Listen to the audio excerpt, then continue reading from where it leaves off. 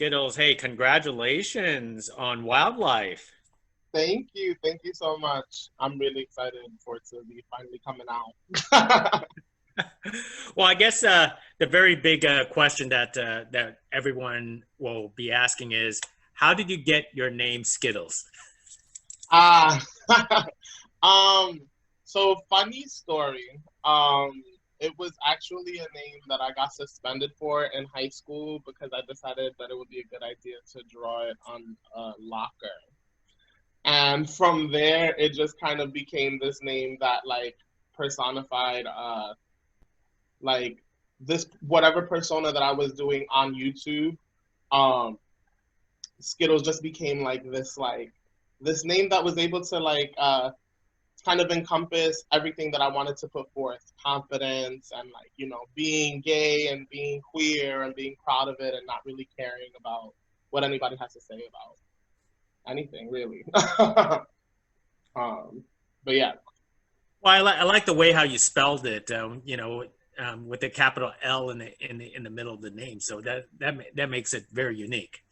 Yes, you gotta give people something to remember you by. So how did you get on board onto a project for wildlife for Syfy channel? um, it happened very quickly actually. I believe it was Alex who hit me up after seeing me on high maintenance, and it was really just one of those moments where it was like, would you be interested in doing voiceover work? And I was like, yeah. um, and then literally like next thing I knew, we were recording a pilot, and then it was like, oh, like this is all happening. So it was very quick, but I'm really glad that I like signed on and at all, period, because I'm really excited for people to see it. So how did Alex pitch you this show Wildlife? Because I've only seen the trailer so far, and it's nothing like I have ever seen before. You know, um, I believe he said something like, if Walking Dead smoked a lot of Adventure Time and then binge watched Friends, that's how you get Wildlife. Um, I think that it's funny because it's obviously about a gang of friends, zoo animal friends, trying to keep their sanity in a post-apocalyptic world, and so it's very like obviously the situations that they get into are kind of weird because it's post-apocalyptic world, but the message overall is just very like um it it it warms your heart, and it's very much like a wholehearted like friend type of story, but yeah, that's literally how he was like, yeah, if Walking Dead smoked a lot of Adventure Time and binge watched Friends, that's what you get. Like, Do you often do these type of comedies? I know you did High Maintenance before, but these are like some off the wall bonkers type of storylines.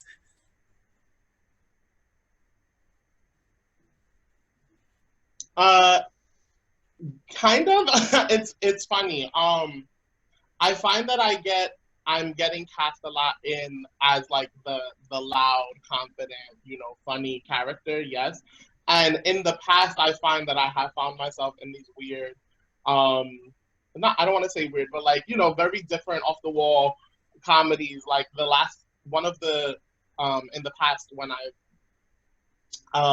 like about like 2 years ago, I did an off Broadway show called Locked Up Bitches, and it was basically a parody show of Orange Is the New Black, but it took place in a dog pound. So it was like cats versus dogs. A lot of sex jokes, a lot of weird off the wall comedy, but the character that I was playing was very similar to Debbie in Wildlife, who is just like confident, loud, and all about herself. Well, for those people who don't know, because the show hasn't aired yet, tell us who this Debbie is, because all we know is just a self-caring panda. Yeah, Debbie is Debbie is the diva of the group, if I would say anything. She's the queen bee of the group. If I would ever characterize her in anything, only in saying that, like, she's all about herself, and if it's not benefiting her, then she's over it. You know, like, it's like, if it doesn't have to do with self-love, and self-care, she's really not trying to trying to have anything to do with it. But I think that there are a couple of cute moments throughout the season where we'll be able to see her kind of like take over the show a little bit and, you know, really shine. I think that she's funny. She's a funny panda. Are you anything like the panda? Are you a queen bee, self-caring person? You know, I feel like Skittles absolutely is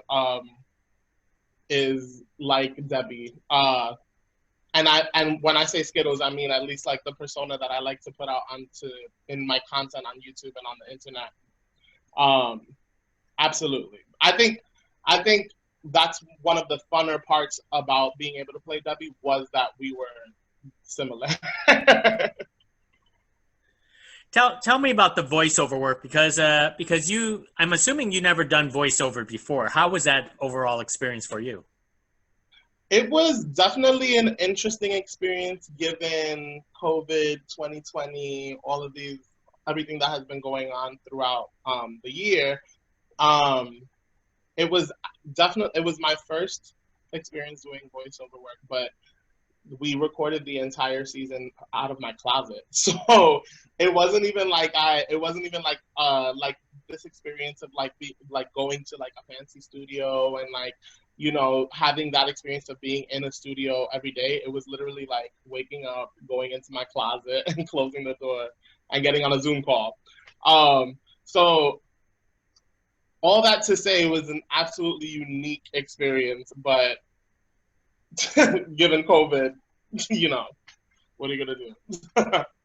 So how does this work? So you're in your closet, they send you a script, and you just do like a Zoom call with the director, and you just basically read out your lines. Are you in a closet right now? No, I'm not in the closet. But yeah, basically they would send over the script, and I would read over it before the session, and then literally they had sent over a microphone and like an interface and some soundproofing blankets. And so, you know, I had to, you know, finesse the closet to be able to like, you know, make sure that the soundproofing blankets were like in the correct spots or whatever. And what was even more interesting was that my laptop, the fan was too loud for the microphone.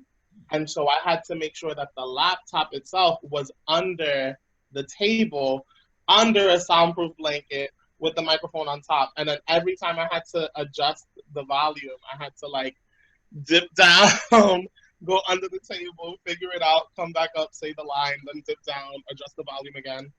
It was definitely an interesting experience. Wow, it sounds like you had an awesome adventure with this voiceover work here. Oh yeah, no, it was so much fun. And shout out to the entire team who made it just as enjoyable as it could possibly be given the circumstances. Do you find it ironic that you're doing voiceover work during a pandemic about an apocalypse? You know, that is something that crossed my mind as we were like going through the season. I guess it is kind of ironic, but I would hope that we're not in the apocalypse right now. So let's not try to draw too many connections. So in your own words, why do you think potential fans should definitely check out Wildlife? Wow, I think everybody should check out Wildlife for just a good laugh. I think that you'll definitely fall in love with the characters, and I think that especially if you're someone who's up late on a Friday night and maybe you indulged in whatever your vices are, maybe you'll enjoy the humor even more. That's excellent because I can't wait to check out the show itself. So that's terrific. Yes. Let's talk more about yourself as Skittles. I checked out some of your YouTube videos and some of your TikTok. You are hilarious, and surprisingly, you have a great voice. Thank you. Thank you. Yeah, I've been singing all of my life, did the whole music school thing, and music has definitely always been a first love of mine, as well as creating content for the internet and making people laugh and feel good. Have you been doing this for very long? And why do you love doing, creating this content? I have been doing it for a minute actually. I had my first viral video in 2012. So it's been like 8 years now. So 8 years ago, when I had first started my YouTube channel, I did a video called "Shit Spanish Girl Say," and it was part of it. Kind of like hit that wave of like shit girls say, shit black girls say, and all that stuff. It was like a whole wave of things girls say videos, and that was kind of like the first time that I realized like, oh, people like find me entertaining, and maybe this could be a thing that would open doors to more opportunities. And luckily, it really has been that like point of more and more opportunities coming from people being able to see and engage my content that I put out online. Which is funny because it started off as something that I was doing out of boredom in college. But here we are 8 years later, I'm still producing content. I have like a team of people that I work with to create this content. And it has, like I said, opened doors to many new opportunities in terms of, I've won YouTube Next Up before, where it's just like this program that YouTube has where they kind of like give you money to upgrade all of your equipment. My videos on YouTube were how I got the audition for High Maintenance on HBO. Being able to finesse kind of like a relationship with the creators of that show and whatnot, and then then High Maintenance led to Wildlife. So it's all been kind of like this this hustle of like making sure that I'm putting out content that is showing me off, because at the end of the day, we live in a world where I'm not necessarily the first person that people put in front of the camera, but I know that I deserve that time. So I'm just happy to be here. So tell me, are you doing all this from Puerto Rico? No, I'm not. I'm actually in the Bronx, New York. Oh, okay. So you're Puerto Rican transplant Yep. in the Bronx. Okay. Excellent. One more thing before I let you go, because of this pandemic, and you obviously have a show coming out, but how are you staying creative and sane during times like this? I think that things like social media, like YouTube and especially TikTok and stuff, have really kind of been things that I've been able to channel my creativity in. These kids are on TikTok every day and they are creative as all get out. So I'm just really trying to keep up really with the young ones. But I think really that has been like the driving force throughout COVID, is to create content that I know will help people, at least if you need like a little 3-minute distraction and a laugh, you can know that you come to my channel and that is something that I'm going to be serving up for you. So, and it's definitely been something that helps me keep my sanity. So. Well, we all appreciate it because I do find you very hilarious. And before I let you go, I want to say that your hair is wonderful. I try to grow it out during the pandemic, and I couldn't do it. Thank you. Listen, I mean, you never know. Got to try again, maybe. We'll see. Hey, thank you very much for speaking with me. Appreciate it, and we can't wait to check out Wildlife on Syfy with you. Yes, thank you. Thank you. Bye now.